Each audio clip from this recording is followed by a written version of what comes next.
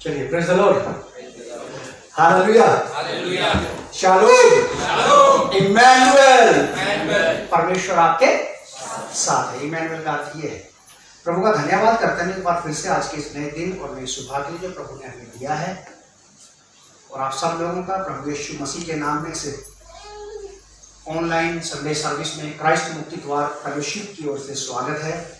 प्रभु की ओर से आपको शांति मिले, मसीही भारतीय कलीसिया को शांति मिले यीशु मसीह के नाम में। हमारा आज का थीम है, वही पुराना थीम मैं रिपीट करूंगा, परमेश्वर के द्वारा नियुक्ति, अपॉइंटमेंट बाय गॉड। परमेश्वर के द्वारा नियुक्ति, परमेश्वर के द्वारा लोगों को लिया जाना, परमेश्वर के द्वारा लोगों को लिया जाना और अपॉइंट करना। अपॉइंट करना खास काम के लिए, उस काम के लिए जो उसका अपना काम है, परमेश्वर का काम। पहला कुरिन्थियों 12 अध्याय का 27 और 28 पद। First Corinthian chapter 12 verse 27-28।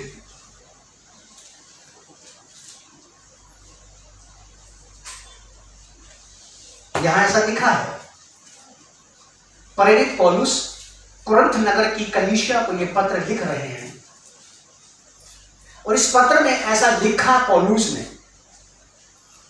Corinth में कलीसिया की स्थापना हुई और पौलुस ने बड़ा प्रयास किया, बहुत मेहनत की कुरिन्थ नगर की कलीसिया को मसीही डेवलपमेंट देने में, मसीही उत्साह देने में, मसीह की शिक्षा से उसने उनको बढ़ाया। लिखा है, इसी प्रकार तुम सब मिलकर मसीह की देह हो। हम सब, मैं अकेला व्यक्ति नहीं, मैं अकेला व्यक्ति मसीह की देह नहीं हूं, मैं अकेला व्यक्ति मसीह की देह का एक अंग हूं, एक पार्ट। ठीक उसी प्रकार से आप में से कोई भी एक अकेला व्यक्ति मसीह की देह नहीं है। आप मसीह की देह के एक अंग हो सकते हैं, और हम सबको मिलाकर के एक देह तैयार होगी फिर, जिसको कहा जाएगा मसीह, यीशु मसीह। वो हम सबको मिलाकर के ही होगी। अगर हम सबको मिलाकर के ही देह तैयार होगी, तो देह के बाकी अंगों को इस बात का ध्यान रखना चाहिए कि एक भी अंग छूट ना जाए पीछे, कहीं ऐसा ना हो कि हमारा शरीर हैंडीकैप शरीर कहलाए। समझ आ रही है आपको मेरी बात? कितने लोगों को मेरी बात समझ में आई? बहुत कम। फिर मैं बताता हूं। अगर हम यीशु मसीह की देह के अंग हैं, हम सब मिलकर के यीशु मसीह की देह के अंग हैं, और हम सब मिलकर के यीशु मसीह को पूरा यीशु मसीह बनाते हैं। पूरी कलीसिया मिलकर के यीशु मसीह को एक परफेक्ट बॉडी, पूरी देह बनाते हैं, पूरा शरीर बनाते हैं। अगर हम में से कोई एक भी मसीह के साथ ठीक ढंग से नहीं चलता, नहीं व्यवहार करता है, तो वो एक हिस्सा, वो एक अंग काम नहीं कर रहा देह के अंदर, और वो देह कभी भी एक परफेक्ट देह नहीं कहलाएगी। कहलाएगी मेडिकल इसको क्या कहा जाता है? Defaulter, unfit. स्पिरिचुअली भी यही बात हो जाएगी फिर। अब आप में से, हम में से कितने लोग ऐसे होंगे जो ये चाहेंगे कि मसीह की देह कभी भी पूरी ना नजर आए, पूरी ना दिखाई दे, उसमें कोई ना कोई त्रुटि, कोई ना कोई खराबी, कोई ना कोई उसका अंग भंग हो? कोई चाहेगा ऐसा? मैं तो नहीं चाहूंगा। अगर मैं ये नहीं चाहता हूं मेरी लाइफ में कि मेरी वजह से मसीह के शरीर की बदनामी हो, कि शरीर का ये वाला भाग, ये वाला हाथ, ये वाला पैर, ये वाला कान, ये वाली आंख में कुछ फर्क नहीं नजर आ रहा। मैं नहीं चाहता कि मेरे लिए ये वाली बात कही जाएगी। अगर मान लीजिए मैं यीशु मसीह की सब पैर की सबसे छोटी उंगली का सबसे छोटा नखून हूं, तो मैं नहीं चाहूंगा कि कोई कहे कि इस नखून में मैल है। मैं तो नहीं चाहूंगा मेरे लिए। अगर मान लीजिए आप में से कोई यीशु मसीह का नाम है, आप ज्यादा ऊपर है, आप चाहेंगे कि उस नाक पे बहुत सारे ब्लैक हेड्स दिखाई दे किसी को भी आसानी से? अगर आपको नजर आए ना आप ही की नाक पे ब्लैक हेड्स, आप ब्यूटी पार्लर में होंगी, वो बर्दाश्त नहीं है आपको बिल्कुल भी। आपकी नाक काली कैसे हो गई? मतलब ब्लैक हेड्स हो जाते हैं बारीक बारीक खाने से। अगर आप वहां जाने के पैसे आपके पास नहीं है, आप कुछ भी करेंगे घर के अंदर, कोई भी हथकंडा अपनाएंगे कि ये साफ हो जाए किसी तरह से। सिंपल ब्लैक हेड्स, जिसकी वजह से आपको देश से निकाला नहीं जा रहा। अगर ये ब्लैक हेड्स हो जाते हैं नोज पे, तो इसकी वजह से आपका हुक्का पानी बंद नहीं कर देगा देश। लेकिन फिर भी आपको एक टेंशन हो गई, क्या हो गया? मुझे तो अच्छा जाना है और मेरे तो ब्लैक हैंड्स रखे हैं। हम अपना इतना ख्याल करें, अगर आप यीशु मसीह की नोज हैं, आप यीशु मसीह का नाक हैं और आप में मान लीजिए स्पिरिचुअली ब्लैक हेड्स हैं, आत्मिक रीति से आपके अंदर ब्लैक स्पॉट्स हैं, तो यीशु मसीह क्या कहेगा? इसके ब्लैक हेड्स निकालो भाई। जो नोज होगा ना उसको बोलेगा, किसी हाथ को बोलेगा, जो कोई हाथ होगा उसको बोलेगा तू निकाल, नहीं तो फिर मैं निकालता हूं। देख नहीं प्रभु आप मत निकालो, क्योंकि आपके हाथ में पड़ना भयानक बात हो जाएगी। मैं इसको समझाता हूं। मैं अपने इस भाई से, अपनी इस बहन से, मैं अपने इस बच्चे से, अपने अंकल से शांति से बात करूंगा। ये है देह के अंदर। मेरे कान में अगर खुजली हो, मैंने आज तक जिंदगी में कभी प्रयास नहीं किया कि अपने पैर के अंगूठे से कान को खुजा लेगा, किया ही नहीं मैंने, क्योंकि मुझे पता है कि ये नामुमकिन है। मैचिंग होती है बात की। मुझे पता है, मेरा दिमाग बिल्कुल सही करेक्ट काम कर रहा है कि अंगूठा कान को नहीं खुजा सकता। कान खुजाने के लिए हाथ की किसी उंगली का इस्तेमाल करना पड़ेगा। अगर मुझे इतना सेंस है तो मुझे इस बात का भी सेंस होना चाहिए कि मेरा ये साथी, मेरा ये भाई, मेरा ये बहन, मेरा ये बच्चा अगर मसीह में ठीक नहीं चल रहा है, मैं इसके बाद जाकर डायरेक्ट इससे बात करूँ बजाय किसी और से बात करने की। उसको देखा गाता है आगे आके, बाहर देखो भाई साहब, ये चीज ठीक नहीं होगी। हम देह के अंग हैं। ख्याल करो आप एक दूसरे का कलीसिया के अंदर, इसका दर्द लेकर के, इसका बोझ लेकर के आपको प्रार्थना करनी पड़ेगी। प्रभु इस पूरी देह का निर्माण आपके जैसा होना चाहिए।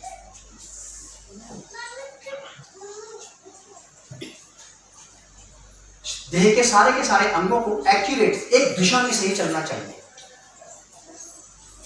अगर मेरा मुंह इधर की तरफ है, अब मेरी आंख पीछे नहीं जा सकती, चली जा रही। अगर हम यीशु मसीह की देह के, मान लीजिए कलीसिया के आधे लोगों का मुंह तो इधर हो रखा है और आधों का मुंह इधर हो रखा है, यीशु मसीह पसंद करेगा इस कलीसिया? क्या ये है यीशु मसीह वाली कलीसिया? क्या तुम्हारे तो आपस में मत नहीं मिल रहे, मेल नहीं खा रहे आप तुम लोग, तो मुझ तक तो बहुत देर में पहुंचोगे। यही अल्लाह मचाते रहो, वहां अल्लाह मचाने की जरूरत नहीं। यीशु मसीह ने कही ये वाली बात, अब सॉरी पौलुस कहते हैं इस बात को, किसी प्रकार तुम सब मिलकर मसीह की देह हो और अलग अलग उसके अलग अलग अंग हैं। आप में से हर एक व्यक्ति का अलग अलग एक काम है। मैथ्यू 16:18 में, मत्ती 16 अध्याय के 18 पद में प्रभु यीशु मसीह ने कहा कि मैं अपनी कलीसिया स्वयं बनाऊंगा, मैं बनाऊंगा अपनी कलीसिया। अब जब वो कलीसिया की बात कर रहा है तो यहां कलीसिया के अंगों की बात आ रही है। अब अगर कलीसिया को बनाएगा तो अंग भी वही बनाएगा। अगर अंग वो बनाएगा तो फिर नियुक्तियां भी वो खुद ही देगा। आप ध्यान से सुनना मेरी बात को। मेरा मन ये कहता है कि आप में से बहुत सारे स्त्री पुरुष ऐसे जिनको प्रभु यीशु मसीह निखार के बिल्कुल सामने लाना चाहता है। हीरे जो होते हैं ना, हीरे मैंने तो कभी देखा नहीं, लेकिन डिस्कवरी चैनल पे टीवी में देखा है कि कुछ लोग कुछ जमीनों का ठेका लेके, बड़े बड़े ठेकेदार ठेका लेते हैं और गहरा खुदवाते हैं उसको, मिट्टी मजदूरों को दबाने ले, वो उसके चारों तरफ ऐसे हिसाब से बनाते हैं उसको। अंदर जाकर के मजदूर काले बिल्कुल ब्लैक पत्थर निकाल के लेके आते हैं, ऊपर खारा पत्थर होते हैं वो, लेकिन वो डायमंड होता है। उसको लाया जाता है, उसको छाटा जाता है, साफ किया जाता है, देखा जाता है। उसको देख करके जो कारीगर लोग होते हैं, एक्सपर्ट, उनके हाथ में दे दिया जाता है। फिर वो बड़ी बड़ी मशीनों पे, छोटी छोटी मशीनों पे लगा लुगू करके उनको बिल्कुल कटाई करके एक चमचमाता डायमंड बना देते हैं उसका। और वही काला पत्थर लाखों करोड़ों में बिकता है मार्केट में। लोग उसकी तरफ देखते हैं, अट्रैक्ट होते हैं। आप में से बहुत सारे स्त्री पुरुष ऐसे ही बैठे हैं, बहुत सारे जवान लड़के लड़के बुजुर्ग बच्चे ऐसे यहाँ पे बैठे हैं जिनको परमेश्वर लेना चाहता है। मैं आपको ईमानदारी से बता रहा हूँ, ये बात उसने मुझे कह दी है कि वो इस कलीसिया में नियुक्ति देना चाहता है लोगों को अपनी सेवकाई के लिए। अब किसको किस पोस्ट पर वो नियुक्त करेगा ये मैं नहीं जानता, और मैंने उससे वाली बात खुल के कही है कि मैं कुछ नहीं करूंगा, बस जिसको आप अपॉइंट करेंगे उसके बारे में मुझे बता देना कि ये है मेरी तरफ से, बस इतना है मेरा काम। मेरा काम सर्टिफिकेट देना है, सर्टिफिकेट देना, प्रिंट करना नहीं है। प्रिंट तो किसी और ने किया है, बनाया किसी और ने, नाम किसी और ने लिखा, फर्स्ट सेकंड थर्ड का डिसीजन किसी और ने लिया, बस मुझे तो बताना है केवल। मेरा इतना ही काम है आप लोगों के लिए कलीसिया में। पौलुस कहता है कि और परमेश्वर की कलीसिया में अलग अलग व्यक्ति नियुक्त किए हैं और परमेश्वर ने कलीसिया में अलग अलग व्यक्ति नियुक्त किए हैं। व्यक्ति है यहां पे शब्द, ना तो पुरुष और न स्त्री यहां पे लिखा है। व्यक्ति एक स्त्री भी हो सकती है और व्यक्ति एक पुरुष भी हो सकता है। आप लोगों को मैं इस बात की खुशखबरी देना चाहता हूं कि परमेश्वर आप ही लोगों में से ढूंढ रहा है, बाहर से नहीं। इस कलीसिया के लिए, इसी कलीसिया में से परमेश्वर ऐसे लोगों की तलाश में है, ऐसे व्यक्ति की तलाश में है, उस बुद्धिमान व्यक्ति की तलाश में है जो अपना सब कुछ बेच करके उस जमीन को खरीद ले जिसमें हीरे और मोती थे। यीशु मसीह ने एक दृष्टांत दिया था ये वाला मत्ती की किताब में।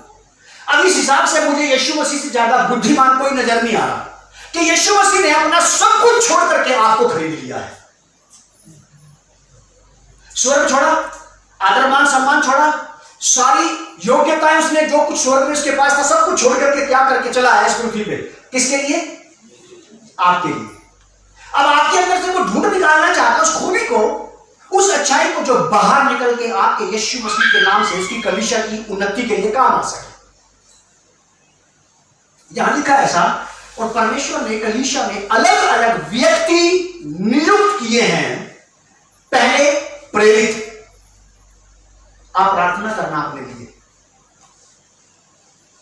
किसी भी दान वरदान के लिए, किसी भी गिफ्ट के लिए जो आप चाहते हो कि प्रभु मेरी तरफ से तो मैं ये चाहता हूं, जो आप चाहते हैं आप वो करना। क्योंकि परमेश्वर अपनी इच्छा भी हमारे जीवन में पूरी करता है और अक्सर हमारी इच्छा को भी पूरा करता है। मैंने देखा है वो मेरी भी इच्छाओं को पूरा करता है, और जब कभी इसको अपनी इच्छा मेरे जीवन में पूरी करनी होती है वो उसको ही पूरी करता है। यहां बहुत सारे ऐसे लोग हैं जिन्होंने परमेश्वर से प्रार्थनाओं में अपना मन चाहा मनोरथ पाया है, और ऐसे भी लोग बैठे हैं जिनके पास ये अनुभव भी है कि जिन्होंने अपने जीवन में परमेश्वर की इच्छा को भी पूरा होते हुए देखा है। आप कुछ और बात कर रहे थे, परमेश्वर उस बात को दरकिनार किया, दूसरी बात को परमेश्वर ले आया। तो यहां पे ऐसा लिखा है कि और अलग अलग उसके अंग हो। 28 के आयत में लिखा कि और परमेश्वर ने कलीसिया में अलग अलग व्यक्ति नियुक्त किए हैं। पहले प्रेरित, दूसरे भविष्यद्वक्ता, तीसरे शिक्षक जो वचन की सही शिक्षा देंगे, चौथे सामर्थ्य के काम करने वाले, पांचवा चंगाई के काम करने वाले, और उपकार करने वाले ये छठा, और प्रबंध करने वाले ये सातवां, और ये आठवां है कि अन्य अन्य प्रकार की भाषाएं बोलने वाले लोग। आप ही को देगा परमेश्वर, आप ही को खड़ा करेगा, क्योंकि क्राइस्ट मुक्ति द्वार फेलोशिप जो यहाँ पे लिखा, अगर आप उसके रेगुलर मेंबर हैं, आप सीएमडी के सदस्य हैं, तो सीएमडी के लोगों को ही परमेश्वर खड़ा करेगा कलीसिया की उन्नति के लिए, कलीसिया के निर्माण के लिए, इसके स्पिरिचुअल डेवलपमेंट के लिए। परमेश्वर आपको बुद्धि देगा, अकल देगा, समझ देगा, ज्ञान देगा, वो दान वरदान देगा, वो स्वर्गीय सारी रसद का मतलब होता है वो सारी आवश्यकताएं भिजवाना, जिसको पाकर के आप प्रभु की कलीसिया को चमका सके, उसको निखार सके, उसको डेवलपमेंट में एक कदम आगे ले जा सके। वो चाहता है ऐसा, मैं नहीं चाहता। ये मेरा काम नहीं है, मेरा काम तो फ्लो हो चुका है जो मैंने किया था। अब तो परमेश्वर खुद करना चाहता है इस काम को, इस नियुक्ति को। मैं नहीं करना चाहता नियुक्ति। अब मेरी पसंद और नापसंद पर बात भी नहीं आती। जो खुद को पसंद आए वो लोग ले लिए, जो पसंद नहीं आए उनको छोड़ दिया। अब ये वाली बात भी नहीं रही। अब तो परमेश्वर स्वयं जो मालिक है, अपॉइंटमेंट देने वाला है, वो खुद अपॉइंट करेगा। किसको करेगा, कैसे करेगा, ये वो जाने। लेकिन अपॉइंटमेंट आपको मिल जाए, आपको अपने आप को उस प्लेटफॉर्म पर लाना होगा।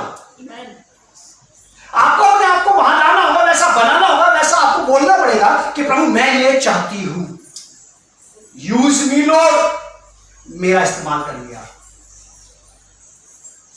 ठीक है, अगले संडे से जल्दी पहुंच जाना, आप कुर्सियों पे कपड़ा मारना, ये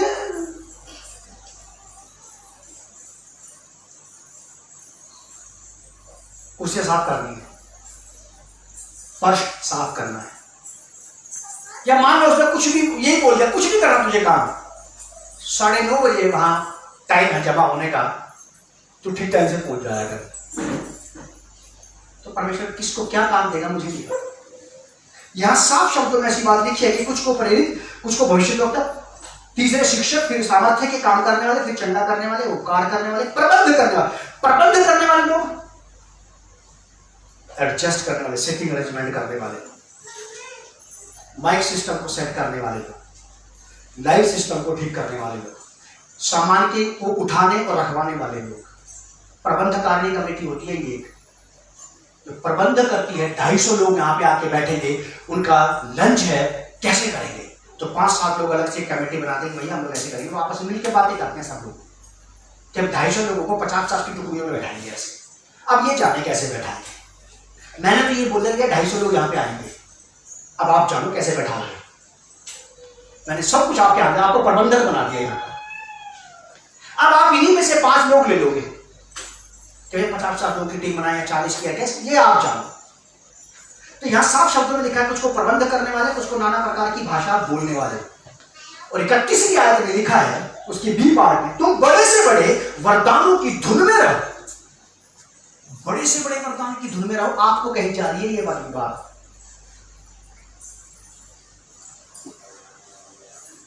ऐसे भी मत बनो आप, मैं भी, हम ऐसे भी ना बने कि बस रोज की रोटी की बात करते रहे। प्रभु दया करना, आज प्रभु चटरों की फीस नहीं गई, मटरों के जूते नहीं आए, वो जूतों की स्कूल नहीं जा पा रहा, प्रभु प्लीज। बस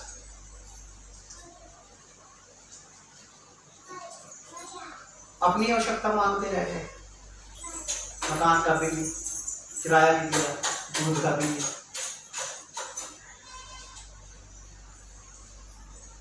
ये वाली चीजें कौन मांगेगा? प्रभु मुझे प्रेरितता का गिफ्ट दे।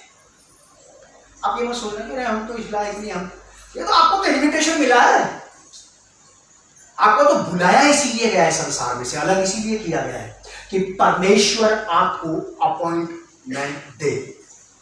अब आप उससे बात करो, सिंपल सी बात है। आप मुझे या मैं आपको या कोई भी हमें से किसी को अपने घर बुला ले और बुलाने के बाद आपके साथ अच्छा व्यवहार ना करे, आप वहां चुपचाप आ जाएंगे? कितने लोग चुपचाप आ जाएंगे? मैं तो नहीं आऊंगा चुपचाप, मैं तो नहीं आऊंगा, मैं तो सही ढंग से समझा के आऊंगा। जैसे एक मजदूर नहीं होता, कपड़े मिट्टी के बाद में झड़का देता ना, ऐसे आऊंगा उसके बाद में। तो स्वाद से बात करके ठीक से, तुमने हमें अपने घर में बुलाया, बात नहीं पूछी, तो दूसरों के आगे पीछे घूमते रहे। हम ये नहीं चाहता हमारे आगे पीछे घूमते, कम एटलीस्ट आप हमें ढंग से बैठाते तो सही। भाई आपने बुलाया, हम यहाँ कब हैं? मैं अपने दल बल के साथ अपने बीवी बच्चों का अपनी मर्जी थोड़ी आया हूं यहाँ। ऐसे आदमी से बात करना चाहिए, आपको परमेश्वर से बात करना चाहिए कि मैं यहाँ अपनी मर्जी से नहीं हूं, इसका निशान है मैं आपका चुनाव हूं, आपने मुझे लिया है। जब आपने मुझे लिया है तो मुझे ये वाला वरदान चाहिए। समझ आ गया आपको मेरी बात? कितने लोगों को समझ में आई?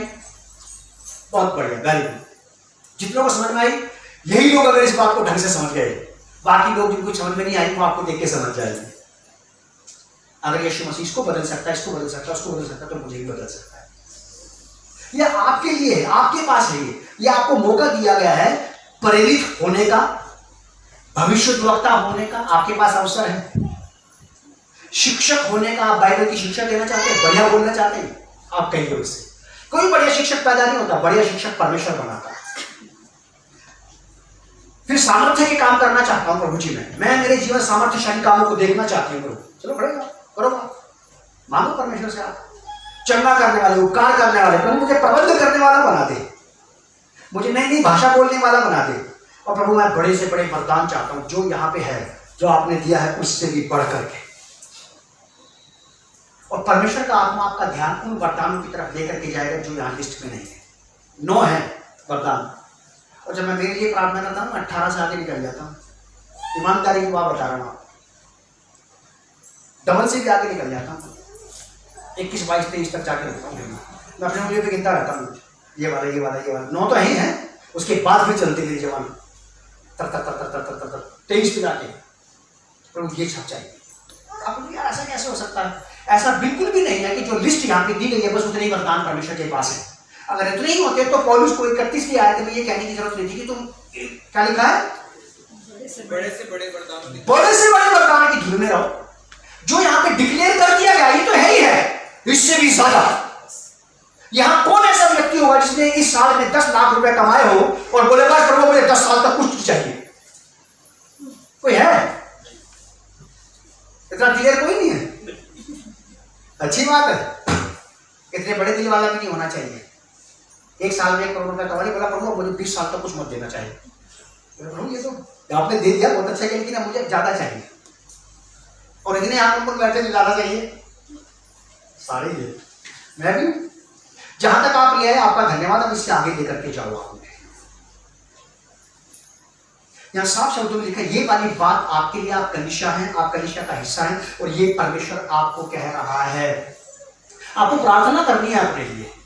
आप अपने लिए प्रार्थना करना, मेरे लिए बिल्कुल नहीं करना, किसी और के लिए बिल्कुल नहीं करना। इन बातों को लेकर के कि प्रभु फलाना भाई है ना, सुना भविष्यवक्ता बना, आप उसके बारे में बिल्कुल मत कहो कोई बात। आप अपनी बात करो। आप उस चोर के समान एक मतलब बन जाओ जो यीशु मसीह के साथ क्रूस पर लटका हुआ था।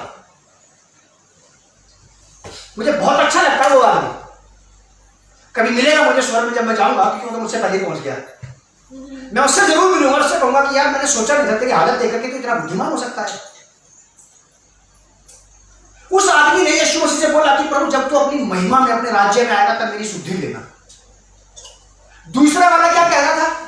दूसरा वाला ये कह रहा था यीशु मसीह को, तू तो परमेश्वर का पुत्र है, ये है वो है, अपने आप ही बचा, हमें ही बचा। तो आप दूसरे की बात मत करना, अपनी बात करना कि प्रभु आप मेरी सुधि लो, मेरी सुधि लो। प्रार्थना जरूर करना आप किसी के लिए, प्रभु लोगों का भला कर। जो भी आप प्रार्थना लोगों के लिए कर रहे हो प्रार्थना जरूर करना, लेकिन ये दान प्रदान के लिए, ये वाली नियुक्ति के लिए आपको खुद अपने बारे में बात करनी है बस। अगर मान लो यहां पे 100 लोग हैं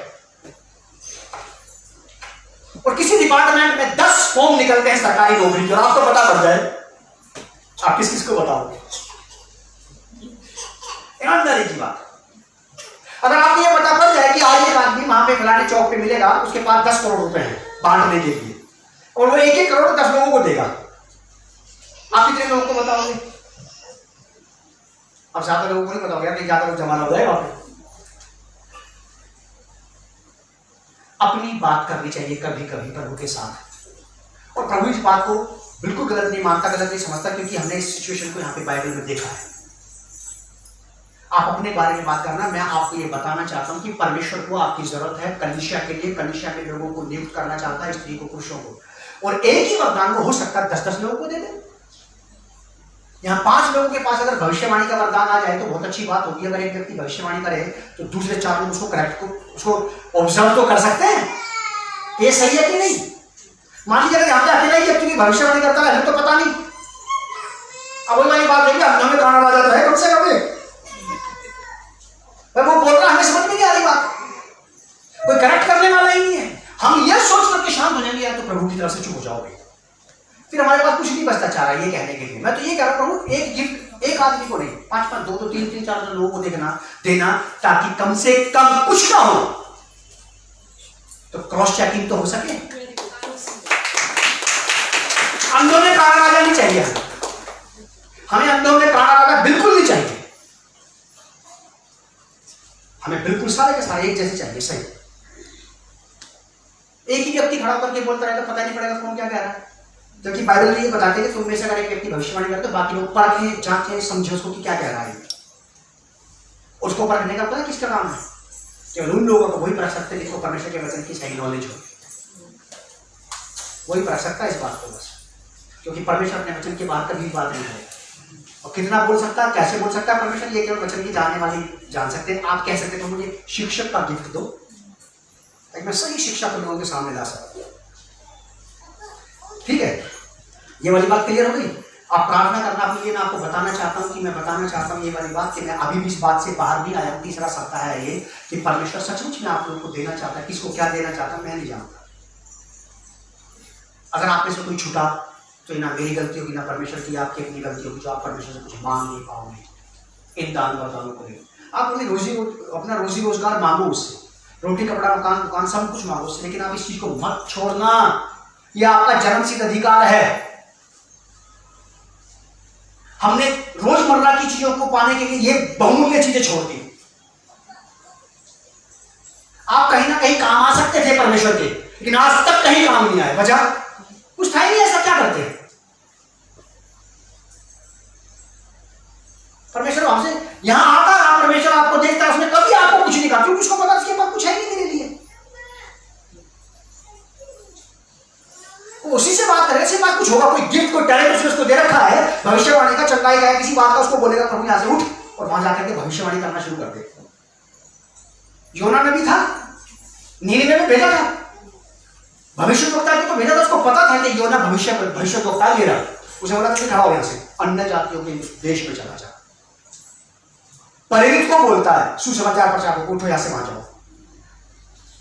चंगा करने वालों को बोलता कि यहां से उठो, फलानी जगह पे जा, वहां पे एक आदमी तुझे मिलेगा, उसको चंगा कर देगा, बाकी काम अपना संभालना। जब कुछ है ही नहीं आपके पास, मेरे पास, तो क्या बोलेगा प्रभु आपको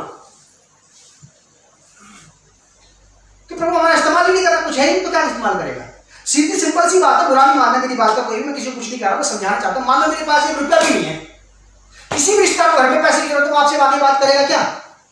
उसे पता इसके पास कुछ है, इससे क्या बात कर रही है यार, इस दूसरे रिश्ता को भूलते इसके पास कुछ मिल जाए।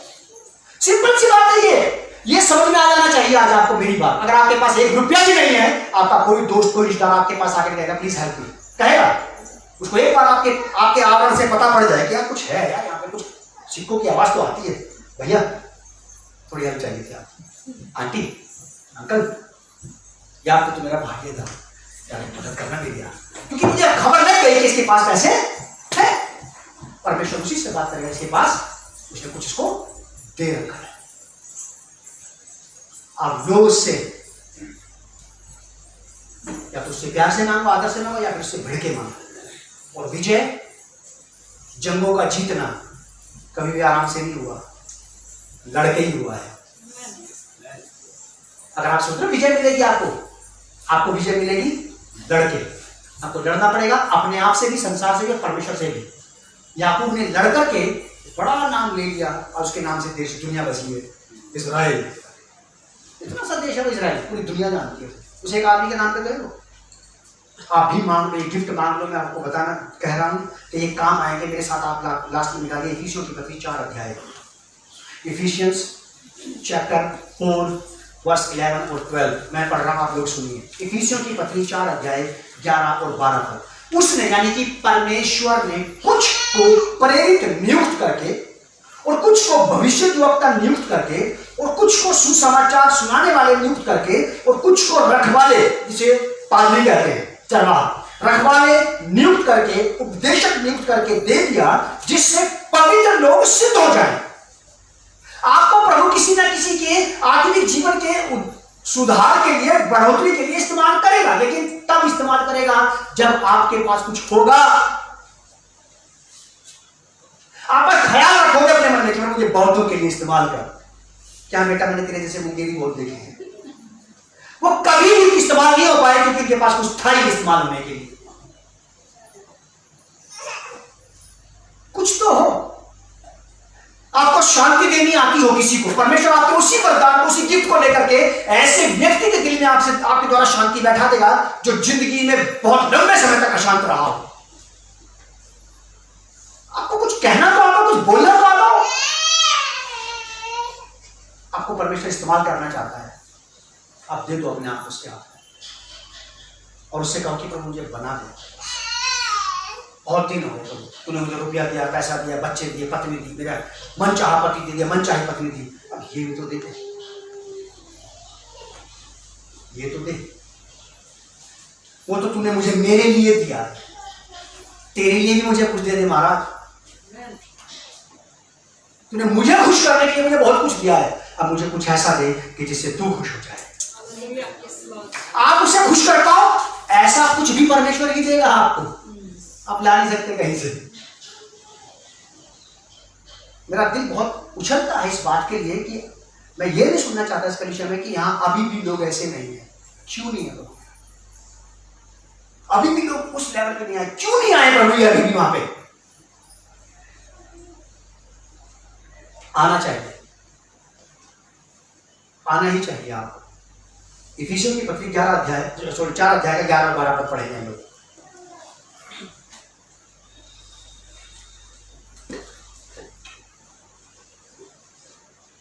उसने कुछ को प्रेरित नियुक्त करके और कुछ को भविष्यवक्ता नियुक्त करके और कुछ को सुसमाचार सुनाने वाले नियुक्त करके और कुछ को रखवाले और उपदेशक नियुक्त करके दे दिया, जिससे पवित्र लोग सिद्ध हो जाएं और सेवा का काम किया जाए और मसीह की देह उन्नति पाए। और मसीह की देह यानी कि कलीसिया उन्नति पाए।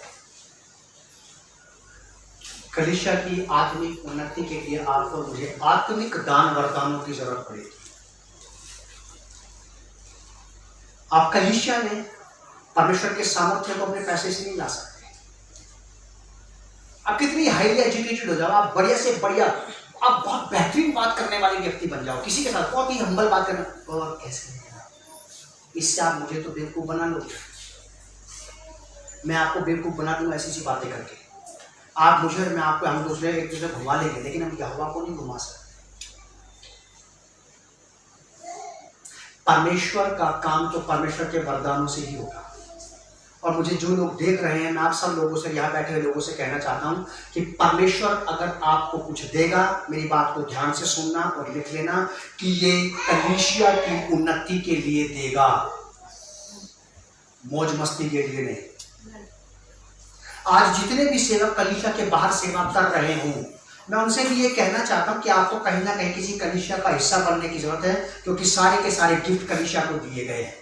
एक भी इंडिविजुअल है यहाँ पे व्यक्तिगत रीति से मिला किसी को, एक आदमी नहीं हो सकते, ना चर्च जाता, ना उसका कोई लेना देना, और प्रभु उसको प्रेरित बना दे, प्रेरित बन जा और बस अब लोगों से क्या कहना, आई एम अपोस्टल, मैं प्रेरित हूं, बस। जो कुछ मिलेगा कलीसिया के लिए मिलेगा, कलीसिया के बाहर नहीं कुछ।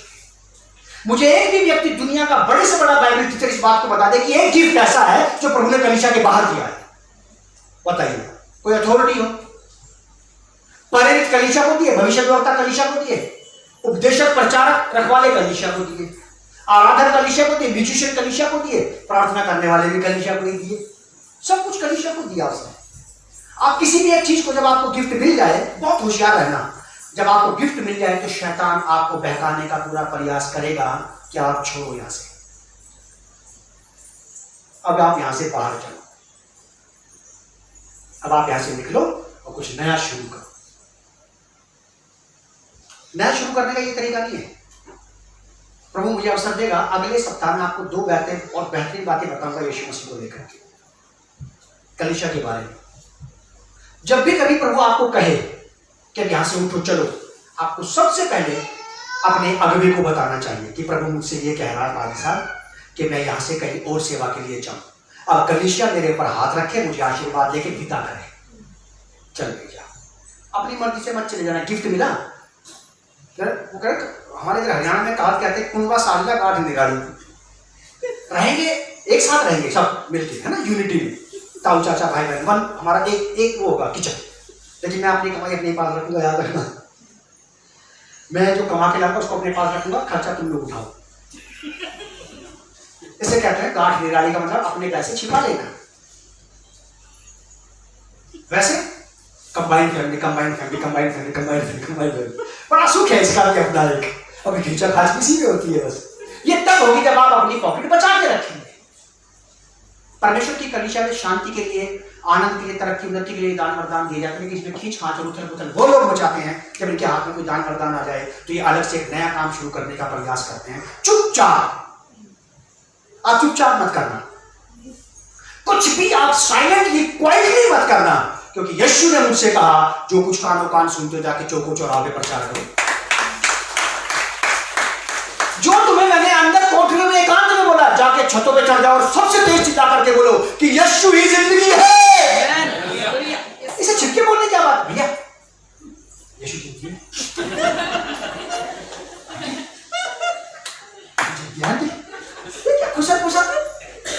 खुल के बोलो आप सामने आकर के कि परमेश्वर ने मुझसे ये कहा कि वही जीवन का सार है।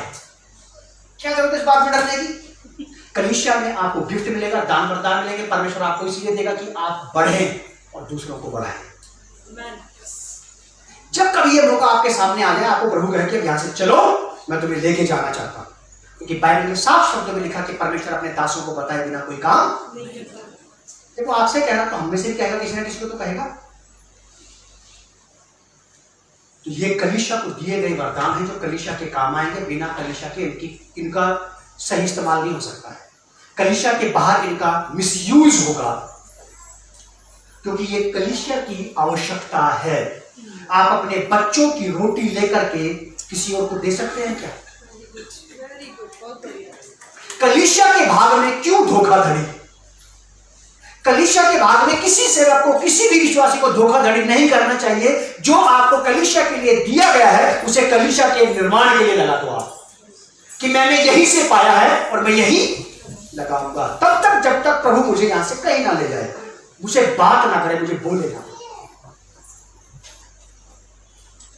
प्रभु चाहता है कि आप लोग आगे आए, यहां नहीं आगे, प्रभु के पास, उसके सिंहासन के पास आगे जाएं, अपने अपने घरों में अपने मन को पक्का कर लो। आप एक बात मैं आपको उदाहरण देकर खत्म कर दूंगा बात। ये एक आप ऐसा जब आप ये वाला भाव अपने मन में ले आएंगे कि मैं ये वाली चीज चाहता हूं प्रभु से, तब आप एक बात मान लेना, मेरी बात ध्यान सुनना। आप एक सुपर फास्ट ट्रेन में बैठ जाते हैं और आप सुपर फास्ट ट्रेन में बैठ करके जब तक आपका स्टेशन नहीं आता आप उतर नहीं सकते। अब छलांग लाने की कोशिश मत करना, वरना ये एक यात्रा होगी आपकी। अगर मान लो आज आप में से कोई जाकर के अपने घर में प्रार्थना करना शुरू करते, घुटने टेक के या ऐसे बैठ के कोई स्त्री या कोई पुरुष, कि प्रभु मैं ये वाला वरदान चाहता हूं कि जिससे मैं आपकी सेवकाई में इस एरिया में काम आ सकूं। आप उस वरदान को तब तक मत छोड़ना मांगना जब तक आपको मिल ना जाए।